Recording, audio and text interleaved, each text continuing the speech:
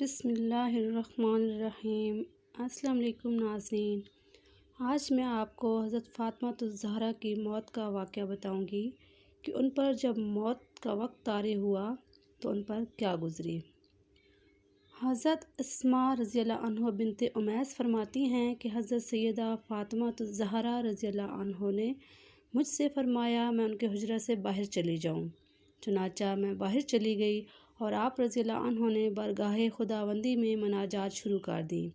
میں نے حجرہ کے دروازے پر کان لگائے تو آپ رضی اللہ عنہ کو کہتے ہوئے سنا، اے اللہ، میرے والد بزرگوار رسول اللہ صلی اللہ علیہ وآلہ وسلم کے صدقے سے اور اس شوق کے صدقے سے جو وہ میری ملاقات کا رکھتے ہیں، اور علی رضی اللہ عنہ کے درد دل کے صدقے سے جو میری جدائی کے غم میں مبتلا ہیں، اور حسنین کریمین رضی اللہ عنہ کے اس غم کے صدقے سے جو انہیں میری جدائی کی صورت میں انہیں ملنے والا ہے، اور میری چھوٹی چھوٹی بچیوں کے صدقہ سے جو میرے غم کو برداشت نہ کر پائیں گی، تو میرے بابا جان کی گنہگار امت کو بخش دے اور ان کے حال پر رحم فرما اور ان سے عفو و درگزر کا معاملہ فرما۔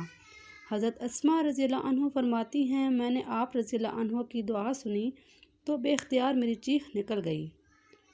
ام المومنین حضرت ام سلمہ رضی اللہ عنہ سے مروی ہے، فرماتی ہیں کہ حضرت سیدہ فاطمہ الزہرا جب اپنے مرض الموت میں مبتلا ہوئیں تو میں ان کی تیمارداری کے لیے گئی۔ پھر دوران مرض میں نے ایک دن دیکھا کہ ان کی حالت قدرے بہتر ہے، اور اس وقت حضرت علی مرتضیٰ رضی اللہ عنہ کسی کام کی غرض سے گھر سے باہر تھے۔ حضرت فاطمہ الزہرا رضی اللہ عنہ نے مجھ سے کہا، اماں میرے غسل کے لیے پانی لائیں۔ ام المومنین حضرت ام سلمہ رضی اللہ عنہ فرماتی ہیں، میں پانی لائی تو حضرت سیدہ فاطمہ الزہرا نے غسل کیا اور میں نے دیکھا کہ آپ رضی اللہ عنہ نے بہترین غسل کیا۔ غسل کرنے کے بعد آپ رضی اللہ عنہ نے مجھ سے کہا، اماں میرے لیے نیا لباس لائیں۔ ام المومنین حضرت ام سلمہ رضی اللہ عنہ فرماتی ہیں، میں نے انہیں نیا لباس دیا۔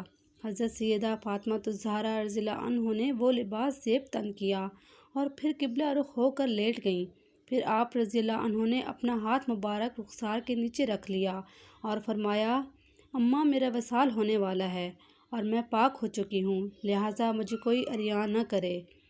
ام المومنین حضرت ام سلمہ رضی اللہ عنہ فرماتی ہیں، پس اسی حالت میں حضرت سیدہ فاطمہ الزہرا رضی اللہ عنہ کا وصال ہوا۔